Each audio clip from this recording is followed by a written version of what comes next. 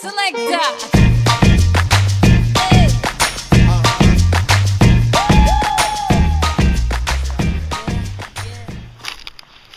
Can smell it. It stinks. Just show you from up here.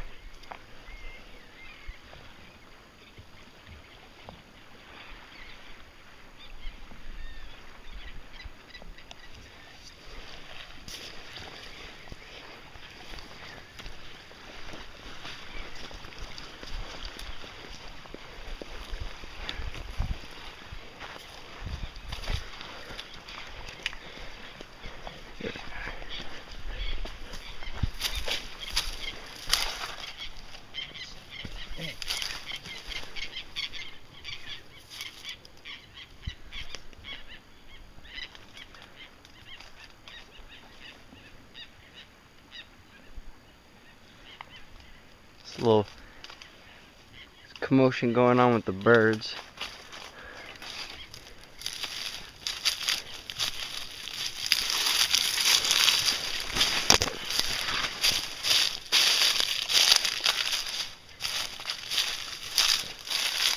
Little lizard called the knolls. There's pretty bright green ones, and they can go from green to brown to white, sometimes black.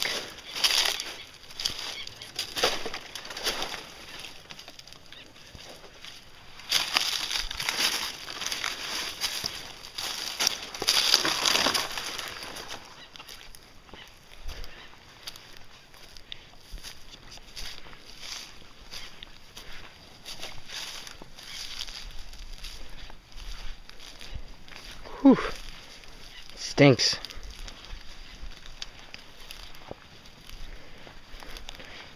There's a layer of algae and bacteria underneath all the salt, and it's there's only 2 places in the world where it's like this. The plan is to And drop this down is- into, this is a small version of HBC with a ridge along the edges and a little depression or bottoms in the middle.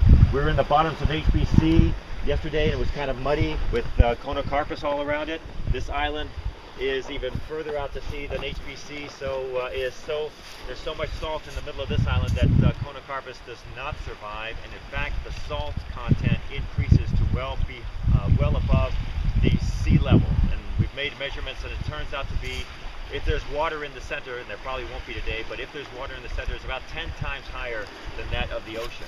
The interest we have in coming out to this far at risk is that there are blue-green algae, there are photosynthetic bacteria that grow in these hypersaline pools. And as they grow, they'll have this little layer of photosynthetic bacteria, which are called blue-green algae, and then another species of photosynthetic algae grows on top of that and shades out the first species, which then dies, and then the first species comes back and grows on top of the second species, and they keep fighting it out. You end up with these layers of photosynthetic bacteria and dead deposits of photosynthetic bacteria that are full of old cells and the biomucilage, the little cell walls, the mucilage that protects them against drying out and to some degree the salt. And also when there are storms, the sand comes and buries the whole lot of them. So you end up with these layers of different kinds of bacteria, some of which can grow quite in a fairly dark environment, so they're a few layers down, some of which are growing right at the top, so you'll see little bands of red, bands of blue-green, bands of dark green, then another band of red, then a band of sand that was dumped here by probably a hurricane or a heavy storm. The reason this is cool is those are called, that's layering is like stroma, and they become fossilized in various parts of the world, and we believe that's the origin of life. The oldest fossils on the planet are called stromatolites. They're these layers, they just look like little layers of sand, and when people looked at them with electron microscopes, they found that those layers had little tiny bacteria-like dots. So we believe that stromatolites were, that modern-day stromatolite fossils are where photosynthesis began. These are the first organisms that started changing the chemistry of the planet. The oldest known life forms are these bacteria, these photosynthetic bacteria, and the oldest fossils are 4 billion years old, and they are stromatolites.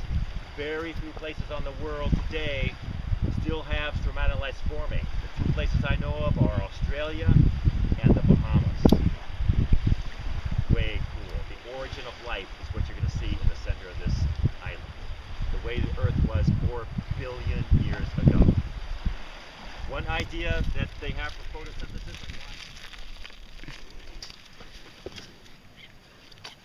Looks like it might have rained because last time we were here there was a lot more salt.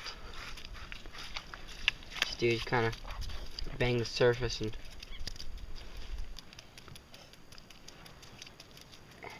it's kind of all hard, so you gotta break surface and kind of scrape it all up.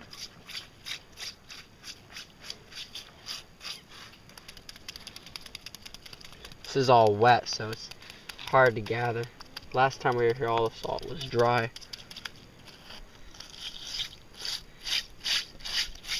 Put that in your hands.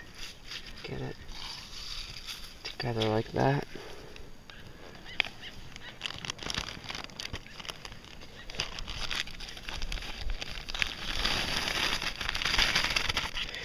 That's what you do to gather salt. If you have cuts on the bottom of your feet, two things. One, it burns a lot. And two,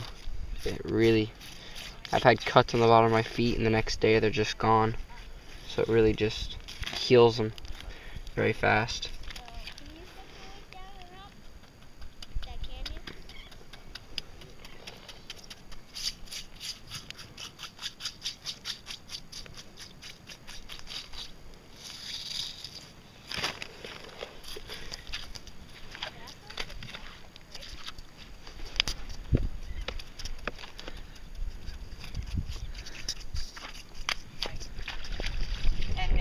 Metabolism that leads to this purple color, and so this is you can see them in nature, but it's hard to select for them. They'll be in mud in Massachusetts if you go in and are sinking around in the mud flats. Sometimes you'll see them. But to have them so concentrated and you can see so vividly, you're looking at microbes here without a microscope because there are so many of the same type that you can tell these are almost all the same species.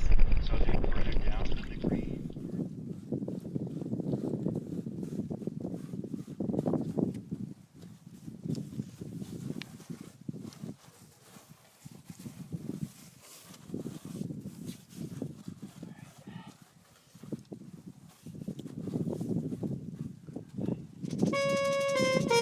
Come down, selector.